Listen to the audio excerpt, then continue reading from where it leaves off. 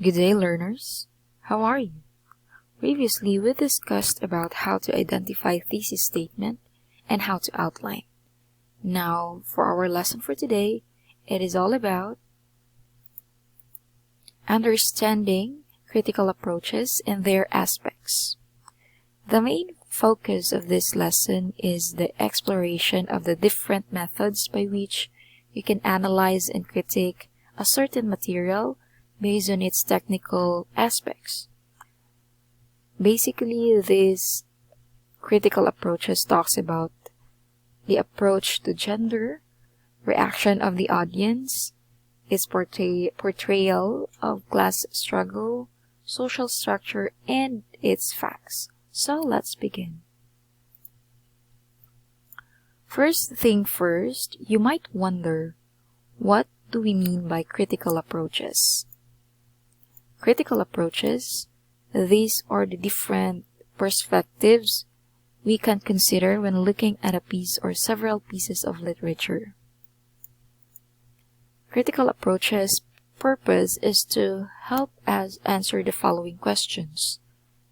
First, what do we read? Why do we read?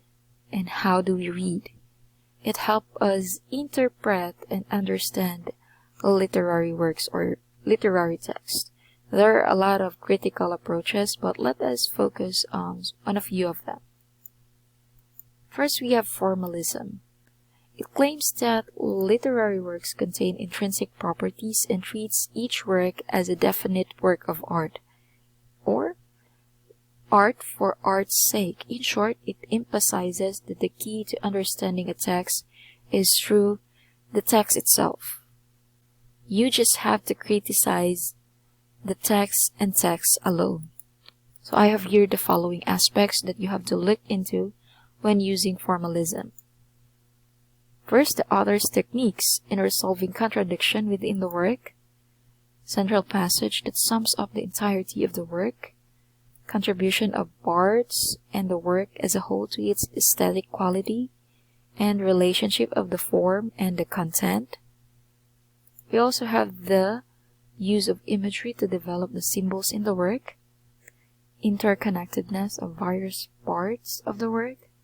We also have paradox, ambiguity, and irony in the work, unity in the work. So formalism employs close readings of the text and analysis of the effects of literary elements and techniques on the text. Next, we have feminism. It focuses on how literature presents women as subjects of social, political, and psychological and economic oppression. It reveals how aspects of our culture are patriarchal in nature, or how our culture views men as superior and women as inferior. I have here the common aspects that you have to look into when you are going to use feminism. First, how culture determines gender, how gender equality or lack of it is presented in the text, how gender issues are presented in literary works and other aspects of human production and daily life, how women are socially, politically, psychologically, and economically oppressed by patriarchy, and how patriarchal ideology is an overpowering presence. Remember, if you use feminism in criticizing a text, you have to remember those aspects, okay? And always put your shoe on the ways females' consciousness is written in the text. We also have reader response criticism. It is concerned with the reviewer's reaction as an audience of the work. This approach claims that the reader's role cannot be separated from the understanding of the work. It also claims that a text does not have meaning until the reader reads it and interprets it. Readers are therefore not passive and distant, but are active consumers of the material presented to them. Basically, reader plus the reading situation plus the text is equals to meaning. So, These are the common aspects you have to look into when using reader's response criticism. First, we have the interaction between the reader and the text in creating meaning.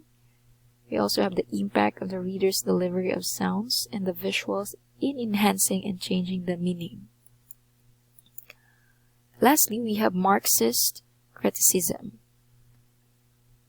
It focuses on the economic and social conditions and is based in the political theory of Karl Marx and Friedrich Engels.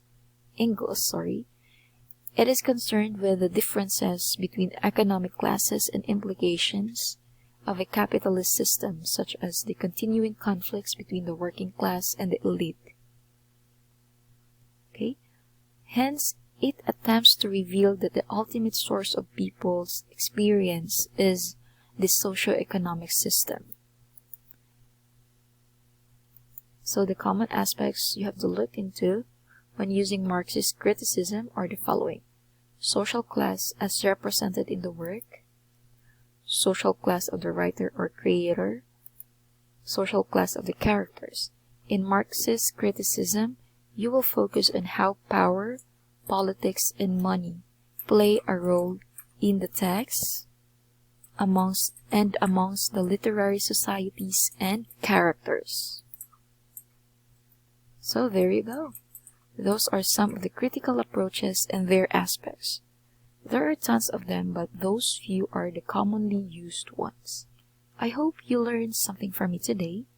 This is your teacher, Teacher Jai. Thank you and see you again.